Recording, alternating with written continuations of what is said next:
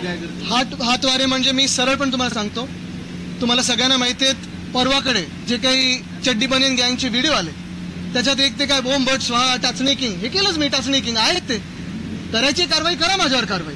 पण जे गद्दार उपमुख्यमंत्री म्हणून बसलेले आहेत, एवढे एहसान फरामोश नमक हराम व्यक्ती मी पाहिली नाहीये, एवढी निर्लज्ज व्यक्ती मी माझ्या आयुष्यात पाहिली नाहीये.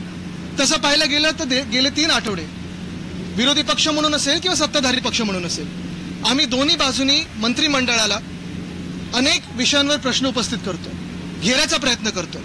हेतू काय नुसतं आमचं ते बॅकफूटवर जातील, आता हे होईल आता हे होईल असं नाहीये.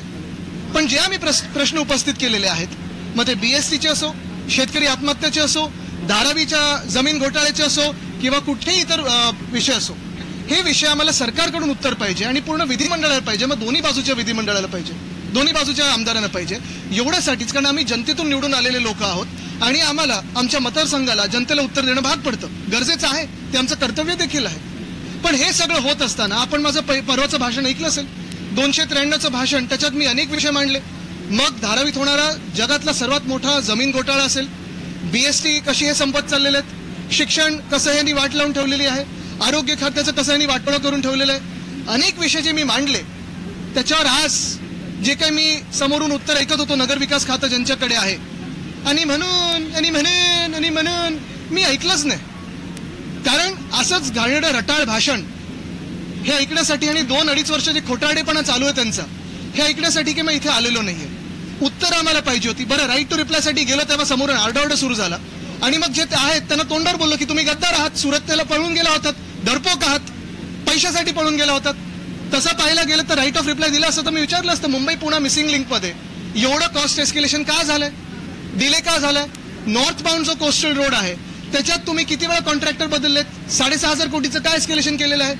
कोस्टल रोड ज्या मिनिटाला आमचं सरकार पडलं किंवा पाडलं या निर्लज्जांनी, तेव्हा देखील तुम्ही एस्केलेशन केलं. जिथे जिथे भ्रष्टनाथ मिंदेने हात घातलेला आहे, मग ते रस्ते असतील कुठेही असेल, सगळीकडे ह्यांनी पैसे काढण्याचं काम केलेलं आहे, बाकी काही केलं नाहीये. पण एवढं सगळं होऊनही मी का बोललो एहसान फरामोश आणि नमक हराम? कारण ज्या व्यक्तीने म्हणजे उद्धव बाळासाहेब ठाकरे या व्यक्तीने ह्यांना कुठेही यांचा चेहरा कोणालाही माहिती नसताना, हे ठीक आहे त्यांनी ते पिक्चर बनवले, ते सगळं खोटारडेपणा आहे, यांचा एक सुद्धा त्याच्यात काही सत्य नाहीये. पण कुठेही कोणाला माहिती नसताना उद्धव साहेबांनी यांना असं वरती आणलं, आमदारकी पहिली दिली, त्याच्यानंतर मंत्रीपद दिलं, सलग 2014 मध्ये दिलं.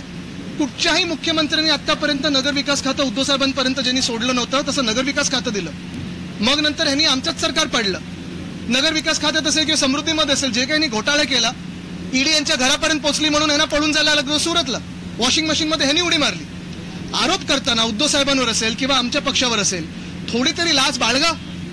कोणावर तुम्ही बोलताय, कोणाकडे तुम्ही होतात जे 2.5 वर्षाबद्दल बोलतात? नगरविकास खातं तुमच्याकडेच होतं निर्लज्जांनो, सह्या तुमच्याच आहेत त्याच्यावर सगळ्यांच्या. आणि मग असं सगळं करून तुम्हाला एवढी कणभर पण लाज नाही? काय संस्कार असतील तुमच्या आई वडिलांचे तुमच्यावर, की ज्यांनी तुम्हाला घडवलं, उद्धव साहेबांनी तुम्हाला घडवलं, राजकीय ओळख असेल, सामाजिक ओळख असेल, तिकीटं दिली, मंत्रिपदं दिली, त्यांच्यावर तुम्ही अशी बोलण्याची लाज ठेवता? काय घरात संस्कार झाले असतील तुमच्यावर आणि तुमचे मग जे काही आजूबाजूचे असतील त्यांच्यावर? हे थोडं तरी भान ठेवून त्यांनी करावं. ठीक आहे, समोर नंतर असे झुकतात, ते डोळ्यात डोळे घालून बघू शकत नाही. आज पण मी विचारलं त्यांना, डोळ्यात डोळे घालून करा हे सगळे आरोप? नाही, ते नाही करायचे. पण सगळे बोंबाबोंब करायची, आरडाओरडा करायचा. तुम्ही तसं पाहायला गेलं तर खरं या गेल्या 3 आठवड्यांमध्ये आणि आधी पण अधिवेशनांमध्ये मुख्यमंत्री स्वतः त्यांची उत्तरं द्यायला येतात. लक्षवेधी असतील, प्रश्नोत्तर असेल, निवेदन असेल, मुख्यमंत्री साहेब स्वतः येतात. मग ह्यांना काय वाटतंय, का नाही आमदारांना उत्तर देऊ शकत त्यांच्या खात्यावर? आणि रिप्लाय जर द्यायचं असेल तर आम्ही विचारलेल्या प्रश्नांवर द्या, स्वतःचं रटाळ भाषण करू नका.